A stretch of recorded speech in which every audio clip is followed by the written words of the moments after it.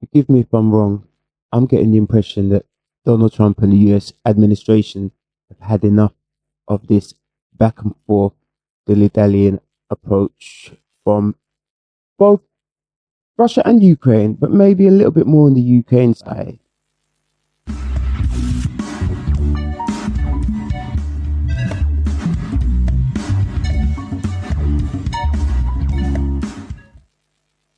So, thing is, this thing has dragged on for how long now? Donald Trump has been fighting on multiple fronts, which is his MO, this is his style, this is what he's built to do, and I do believe this is how he likes to deal with matters, particularly during this last 4 years, with what he's experienced and the legacy he's about to leave in his name. But when it comes to the DOG, part of the economy, which is the mandate he was elected to reorganize, the tariffs, again, part of the economy, which he is elected to reorganize and generally improve, and the global conflicts. At the top of the list, Middle East and Russia, Ukraine. And that's where we're going to step off today and have a look at where things are at and where things are, at their most shakiest ground. Let's have a look. There's the art of the deal, then there's the bloody detail of a drone strike. A bus transporting workers in the central Ukrainian city of Marhanets was hit last night. 9 people were killed, part of a wave of attacks. He didn't manage to solve this thing in 24 hours, but that's neither here or there. He brought people to the table. The Europeans, the Russians, and the Ukrainians. He said it in the beginning. He wants to put an end to the killing. And sometimes in this whole media coverage, that gets lost in the narrative. One of Donald Trump's self-described big, beautiful deals, ending the war in Ukraine in 24 hours. There you go. And as the world approaches 2,400 hours of Trump Mark II, here was the scene in Kharkiv last night. Smile. J.D. Vance on a trip to India was talking up a US proposal involving freezing the front lines and a land swap, but also... Now there's something coming up, yeah, and I'll just give you my take on it from the off.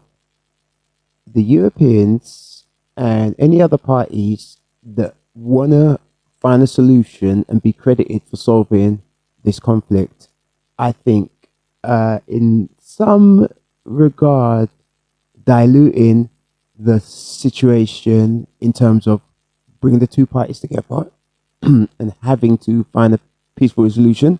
They're giving Ukraine hope to believe that they can fight on without US's support, which I think that's dubious.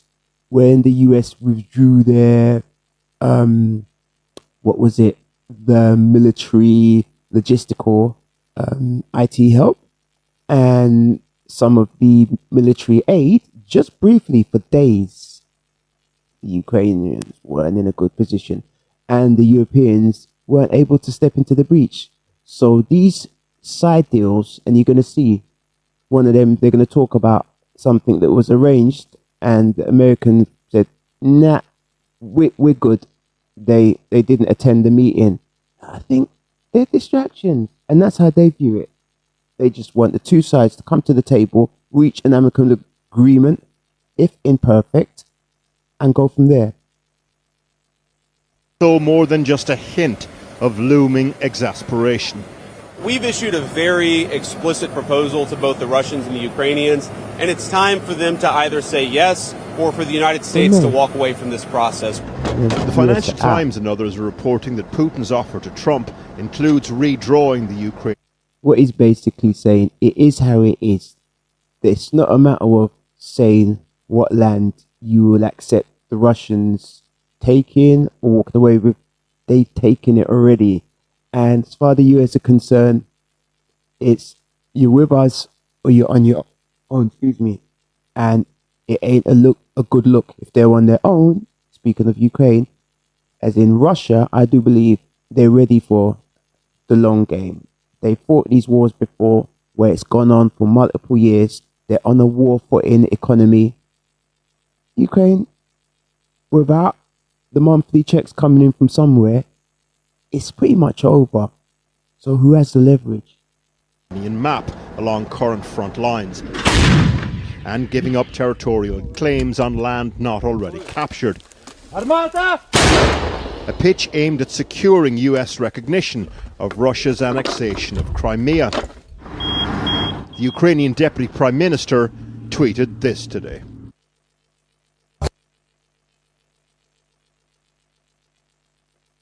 Yes, she tweeted. Ukraine is ready to negotiate, but not to surrender. Our people will not accept a frozen conflict disguised as peace. We will never recognise the occupation of Crimea. Ceasefire, surrender, some of it is getting into semantic territory while more people are being unalived. It all comes as Trump's top team of diplomats were a no-show at talks aimed at securing a ceasefire in London today. That's what I was talking Late about. last night, US Secretary of State Marco Rubio and Special Envoy Steve Witkoff pulled out of a meeting organised by the Foreign Secretary. The reasons aren't clear. The upshot, though, embarrassment for Whitehall and the perceived sidelining of European governments by... It's clear. I reckon, as far as they're concerned, they're going to have a meeting without the Russians, without the Ukrainians, or maybe the Ukrainians were going to attend, which wouldn't have been a good look. To what end? So, it was a no-show. The US. One thing that, amongst many actually these days, that Washington and Moscow have in common is they both believe in doing some form of deal over the heads of the Ukrainians and power deals between the big players. And Europe is not considered to be a big player, and Ukraine is considered to be an awkward player. So this does very much fit into their worldview. To underscore the point, Steve Witkoff will meet Putin this week, their fourth substantial meeting about ending the war. You're gambling with the lives of millions of people. You're gambling with World War III. Donald Trump's opinion of Zelensky as a man and negotiator is no secret. This war would have been over in 2 weeks. In 3 days. I heard it from Putin. In 3 days. See, whatever their past history and personal feelings towards each other, I do believe Donald Trump sees Zelensky as an impediment towards peace and ending this war in a timely fashion. In the last few hours, chided him again on social media, said the Ukrainian president's refusal to recognise Russia's occupation of Crimea was, quote, an inflammatory statement from a man who had no cards to play.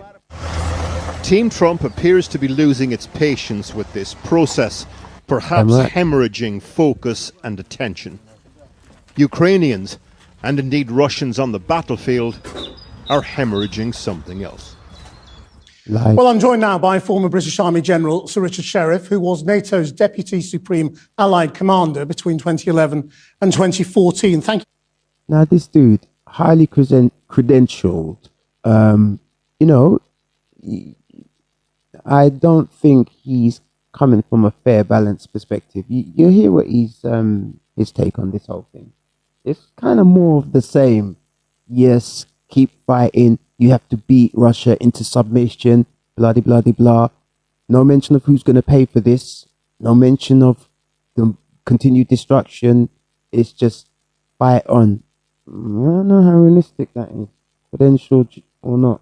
For joining us. Where do you think this peace process, if you can call it that, has got to?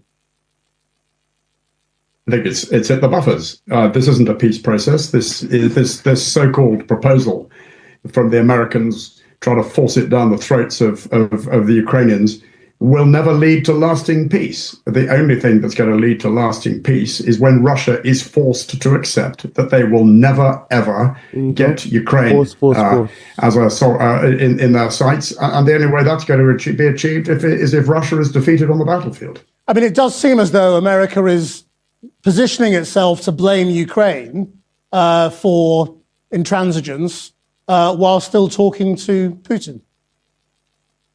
Yeah, America is effectively, if this deal goes through, it's signaling that America is effectively an ally of Russia, because this deal is exactly what.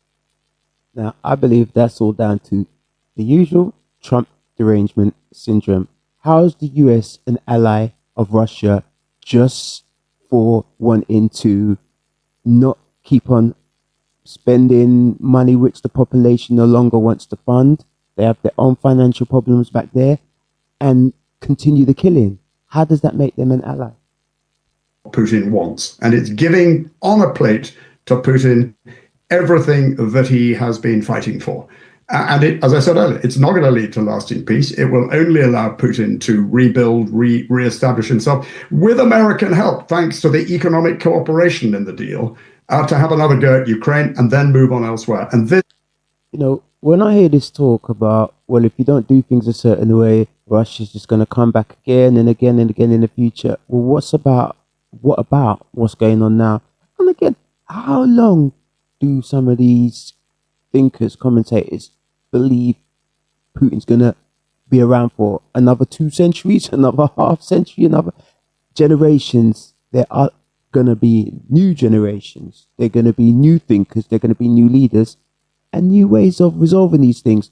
You have to start from some kind of peace to move on. Or it's what? Endless war? signals, frankly, the end of any prospect of transatlantic peace, the end of peace in the Euro-Atlantic area for decades to come if it goes through. And the so what out of all this is that America, frankly, if it wants to walk away, good, it should. Europe should just take over now and say, we're not prepared to accept this. Europe's got to find the balls to do. Yeah, but it's not just having the balls, it's having the funds, the financial wherewithal. Where's that coming from? And say, we are going to do whatever it takes to support Ukraine. But what does taking over ain't just balls. You need bullion to fund the war. mean? I mean, the cancellation of the Quad meeting in London today of foreign ministers sort of illustrated how out of it Europe really is at the moment. Well, what it means is, as I say, Europe's got to find the strength, the moral courage, the leadership. Yeah, strength, moral courage, leadership. So you kind of get this guy's take on the whole thing. Just going to wrap up with another perspective. As whether From or the not, BBC. some deal. Not that they're any more balanced, although they do kind of bring it from a different angle. Check this out. We've issued a very explicit proposal to both the Russians and the Ukrainians. But first of all, we're going to talk about what a big day it's been for diplomacy around Russia and Ukraine. We were expecting there to be a big meeting in London where loads of bigwigs from America flew over to speak to their European counterparts, French, British, Ukrainian, for the next stage of negotiating a deal between Russia and Ukraine. That basically hasn't happened. It was mired in confusion. But at the same time, more details have leaked out about what we think is the US peace plan. I just believe it's a distraction. All these other side deals outside of the real power broker, the US, they're the financial sponsors of the Ukraine side of this war. So anyone else who's sitting at the table, what leverage do they really have? Plus, Europe ain't talking to Russia. So how can you negotiate on just one side of the fence? And at the same time as that, we've had some quite strong rhetoric from J.D. Vance and Donald Trump, which basically is them piling. But then again, are they talking to Russia behind the scenes? We don't know this. Loads of extra pressure on Ukraine to sign up to that peace plan, the details of which have been leaking out. There is quite a lot for us to get our heads around, but don't worry. We're joined on Newscast by two people who know or can help us try and work out what is going on, because nobody really knows what's going on. Here in the studio is the BBC's diplomatic correspondent, James Landale. Hi, James. Hello. Slightly confusing day, I imagine, for you. Yeah. Just trying to piece together what's actually going on. Yeah. You know what? I think we as journalists spend all our lives trying to sort of make sense of a complicated world so that we can tell neat and sort of tidy stories, because we like stories to have a beginning and a middle and end. Sometimes they don't. Sometimes we try to impose more order than there is. And I think at the moment there is a degree of uncertainty and muddle over the diplomacy surrounding Ukraine. So I can predict I will not be able to answer all your questions. Okay, that's good advice. And also trying to put the jigsaw together on the other side of the Atlantic is Sumi Sumiskanda, BBC News chief presenter in Washington. Hello again, Sumi. Hi, great to be with you. Right. Okay. Lots to talk about. I think before we properly try and just parse, that's a pretentious word, the actual news. I knew you'd like it. James, can you just explain the point of the Ukraine diplomatic cycle we think we're in, or we thought we were meant to be in, or we are? Take it away. Give us a breakdown. In the beginning was the US proposal for an unconditional ceasefire. Okay. Not that long ago, the plan was, let's all have an unconditional ceasefire, 30 days, let the dust settle, maybe renew that 30 days, and then start a process about a long-term settlement, long-term talks, all the detail. See, I believe that's what Trump meant when he said he could end this thing in 24 hours. I think he wanted to seize the fighting, stop the killing, then bring the two sides together. Knock the heads, start negotiating. The sort of thing that takes months, if not years. The US backed that, Ukraine backed that. It did eventually having to, only when it made a big concession, namely that it'll give up its famous security guarantees that it was demanding. And after the terrible Oval Office moment, that meant, the Ukrainians are on side. The Russians said no to that. So then we had the American plan for a partial truce in the Black Sea. Well, the Russians said, no, but not unless you lift any sanctions, and that hasn't happened. There was also a partial moratorium, if you like, on attacking energy targets, but that pretty much was proved in the breach, both sides accusing each other of breaching them. So that's where we sort of got to. And now that they've brought the Europeans in, and these talks in Paris last week and again in London today, there is a new sort of proposal on the table, which is essentially more land-based, which is potentially the start of a more comprehensive ceasefire. One ultimately that will involve, concessions of a territorial nature, and so that's where we're at now in the arc of these discussions. And that's basically where we sort of woke up on Wednesday morning. But Sumi, what are you hearing about what this US plan, which people are calling Land for Peace, actually entails? Yeah, it's precisely that. Well, you know what? We might cover that tomorrow. For now, I think that guy gave a great, broad and concise breakdown of where we were from the beginning with this ceasefire concept vis-a-vis Donald Trump, how it evolved, migrated through different stages, the Oval Office incident, to where we are currently. And tomorrow, I'm sure it's going to shift and change again. Till then, Donald Trump is fighting on all fronts. DOG, tariffs, Dems trying to bring back suspected MS-13 deportees from Latin American countries, infighting with the Democrats trying to tear each other down, as if they haven't got enough conservatives to go after. It's a sort of a mayhem, and we're going to keep an eye on this space. I just want to take a moment before I wrap up here to give a shout out to our video sponsors, Small Debts. Now, if you're having trouble with someone who scammed you online or something you've paid for and you want those funds repatriated to your account, if it's a rent deposit and your estate agent or landlord is holding off on paying you and you just need someone to get in your corner, check out Small Debts, smalldebts.co.uk, and these guys know what to do when you're having those problems. Been unfairly charged or conned by a company? At Small Debts, no company is too big and no debt too small. Small Debts is here to help. Well, there you have it. So, I can only say at this juncture, you've been listening to myself, Owen Uedia, here at Corner Speak, as per usual.